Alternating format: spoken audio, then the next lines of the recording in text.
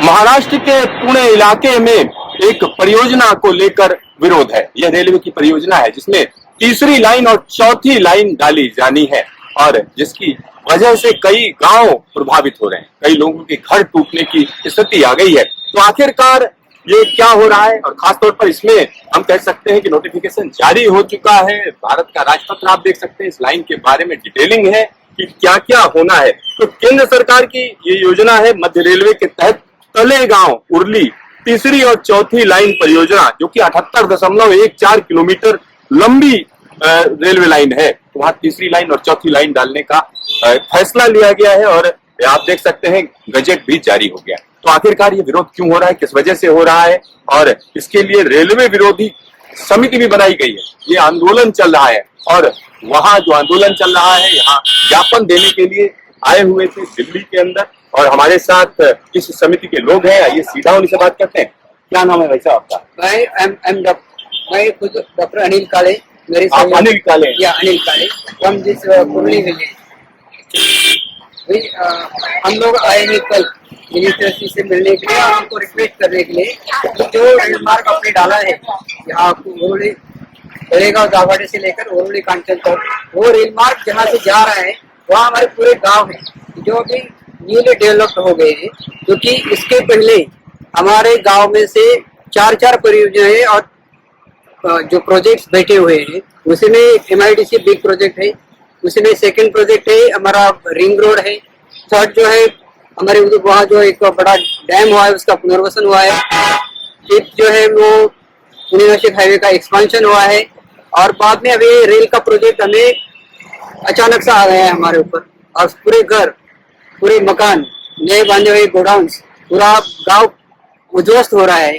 पूरे कितने गांव इसमें प्रभावित है? इसमें 12 गांव है, 12 गांव पूरे के पूरे 3 तालुका प्रभावित हो रहे हैं। जिन लोगों ने जब लाइफ की जो है पैसा जमा किया हुआ है और उन्हें घर बांधे हुए हैं, कुछ बड़े बड़े मंगल कार्यालय है, हॉल्स है, गोडाउन्स है, बड़ी बड़ी इमारतें, वो सब उद्ध्वस्त करके उन्होंने जो रेल लाइन डालने का सरकार का नियोजन है। हम लोगों का यही कहना है कि देश का राज्य का विकास करने के लिए हम लोगों का कोई प्रॉब्लम नहीं है, लेकिन जो मार्ग डाला है उसी को अल्टरनेटिव है, उधर अल्टरनेटिव भी हम लोगों ने सुझाव दिया है और रेलवे के कोई अधिकारियों ने आकर वहाँ के सर्वे भी किया है।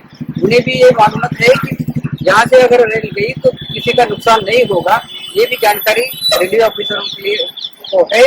हमारी यही रिक्वेस्ट है आपसे कि जहाँ कम से कम नुकसान होगा, जहाँ कम से कम लोगों की खेती जाएगी होगी, रिवर साइड में जो है रिंग रोड जो डाला है PMRDA ने, तो रिंग रोड की साइड हो या कोई ज्यादा खेती ना होगा, जो नुकसान ना हो, वही जगह से रेल जाएगी तो पर्यायी डेवलपमेंट तो जरूर होगी और जिनको फायदा चाहिए, जिनको बेनिफिट चाहिए, उनको डेफिनेटली बेनिफिट हो जाएगा। डॉक्टर भाले एक बड़ी खास बात कह रहे हैं। आप समझिए विकास की मार है यहाँ पर, तरह तरह के प्रोजेक्ट हैं और शुरुआत में तो विकास बड़ा अच्छा लगता है, लेकिन जब अपने घर पर आती है, सीधे सीधे आपका घर जा रहा होता है, तो कहीं न कहीं दर्द बढ़ जाता है।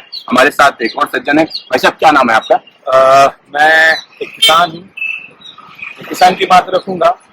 ये जो एक ऐसा किसान हूँ, मैं उनका प्रतिनिधित्व कर रहा हूँ जिन्होंने बार बार बार बार अपनी जमीन देश के विकास के लिए, देश के संरक्षण के लिए और देश की आम जनता के लिए, COD डेपो हमारे यहाँ पे हुआ है, ऑर्डिनेंस डेपो, हजारों एकड़ हमारे पूर्वजों ने सिंचाई की हुई जमीन हमने देश के लिए दे दी उस टाइम कि देश के लिए कुछ खड़ा कर रहे हैं, देश के लिए कुछ अच्छा हो रहा है।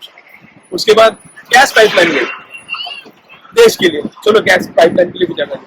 उसके बाद पेट्रोल लाइन गई, चलो पेट्रोल लाइन के लिए भी जगह दी।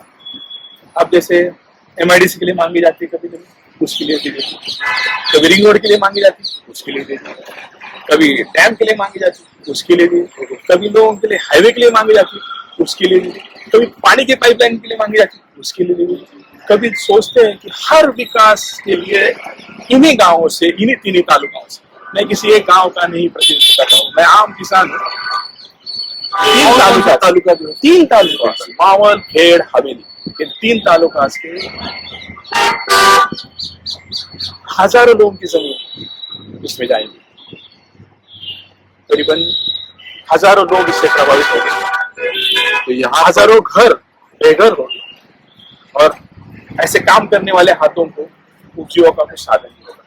कोई भी यहाँ पे जो है वो विकास के विरुद्ध नहीं है, तो मगर ऐसा विकास नहीं चाहते जो हमें बर्दाश्त करे, हमारे घरों को बर्दाश्त करे, हमारी उपयोगों को बर्दाश्त करे। तो हम चाहते हैं कि रेलवे जरूर हो, जैसे आपका यमुना हाईवे बना ना, एक्सप्रेस हाईवे, अटल सेतु बना, वर्ल्ड स्लिंग बना, नदी के मार्ग से अगर लेके जाएंगे तो ना किसी की जमीन लगेगी ना किसी का घर। हम चाहते हैं अल्टरनेटिव रूट ऐसा ढूंढे जो किसान का नुकसान भी ना हो और डेवलपमेंट भी हो। हम डेवलपमेंट की बात करेंगे, मगर ऐसा डेवलपमेंट नहीं जो हमारी जमीन छीने, हमारे पुरखों का स्वर्णमय इतिहास छीने और हमारी जान छीने। तो हम ऐसा ही विकास चाहते हैं जो किसी को भी दर्द ना दे और विकास हो, यही हम बात करेंगे। तो यहाँ आप सोचिए, किसान का सोचना है तो किसान कभी देश के खिलाफ नहीं खड़ा होता है। एक बात बड़ी मैं आपको बता दूं, और यहाँ पर सीधा सीधा इन लोगों के घर से होकर रेलवे जा रही है। तो यहाँ पर एक दो लोगों से और बात करेंगे। क्या नाम है भाई साहब आपका? जरा जोर से बोलिएगा। माझं नाव बाळासाहेब आहे. आम्ही पुण्यावरून 2 दिवस झाले आलोय मंत्र्यांना भेटायला, रेल्वे मंत्र्यांना भेटण्यासाठी आलोय 2 दिवस. तर आज आमची जॉईंट सेक्रेटरी बरोबर भेट झाली. त्या रेल्वे मार्गात आमची 12 गावं जातात. ज्या लोकांच्या रिंगमुळे जागा गेल्या त्या लोकांनी इकडे जागा घेऊन घरं बांधली, ती पण या रेल्वे मार्गामध्ये उद्ध्वस्त होत्यात. आणि आमच्या गावातील दलित वस्ती पूर्ण उद्ध्वस्त होती. त्यामुळे आमचं सरकारला हेच म्हणणं आहे SC/ST की दुसऱ्या जागेतून हा रेल्वे मार्ग न्यावा, जेणेकरून त्या मार्गाचा पण विकास होईल आणि आमची पण जागा वाचेल. धन्यवाद. सबसे इम्पोर्टेंट पार्ट इज दिस कि अभी अक्षय साहब ने बोला है कि जो रेल मार्ग अभी जा रहा है वहां से गैस की पाइपलाइन जा रही है। गैस की पाइपलाइन से अगर कोई दुर्घटना घटी तो आप शायद भूले नहीं होंगे कि भोपाल में जो वायु गलती हुई है उसी में जो दुर्घटना हुई उसका रिपीटेशन ना हो, इसका ख्याल रखने का मैं गवर्नमेंट को या भारत सरकार को एक ज्ञापन दिया आपने। हाँ, दिया। सर कंक्लूड करूंगे। हमने हमारे जो सांसद है, हमारे जो MLA है, हमारे जो लोकल नेता थे, उनके थ्रू हमने हमारा दर्द बयान किया है। हर एजेंसी को, जैसे MPs है, ये है, वो भी हमारे साथ है। वो भी चाहते हैं कि लोग अफेक्ट ना हो, लोग बेघर ना हो। तो सब जनता भी हमारे साथ है, सरकार भी हमारे साथ है। तो ऐसा कोई विरोध नहीं है। बस ये उनको कहना है कि एक अच्छा सा रूट निकाले, जैसे नदी मार्ग से हो या कोई और मार्ग हो जहाँ पे विकास ना हो और ये लोग बेघर ना हो, भूमिहीन ना हो। इतनी ही दरखास्त है, इतनी सिंसियरली हमारे रिक्वेस्ट है हमारे जो भी करता जाता है उसके सामने कि हमें बेघर ना करे, हमें भूमिहीन ना करे।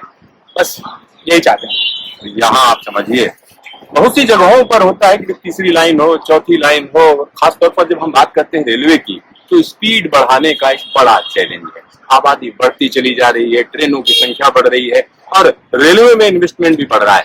लेकिन आने वाले समय में इस तरीके की चीजें होंगी तो कहीं ना कहीं एक अलग रास्ता सोचना पड़ेगा। क्योंकि पुणे के इस इलाके में अगर गांव वालों के अपने घर जा रहे हैं और साथ ही साथ अलग अलग जगहों पर उनकी जो जमीनें हैं जहां पर वो अपना, हम कह सकते हैं, खेती बाड़ी का काम करते हैं, तो इस तरीके से जब स्थिति होगी तो लोगों में स्वाभाविक है कि विरोध के स्वर उठेंगे। तो एक रास्ता तलाशा जाना चाहिए, जिसमें कहीं ना कहीं अल्टरनेट रूट बनाया जाए। और डेवलपमेंट के लिए कोई सिद्धार्थ, दिल्ली, न्यूज स्टेशन।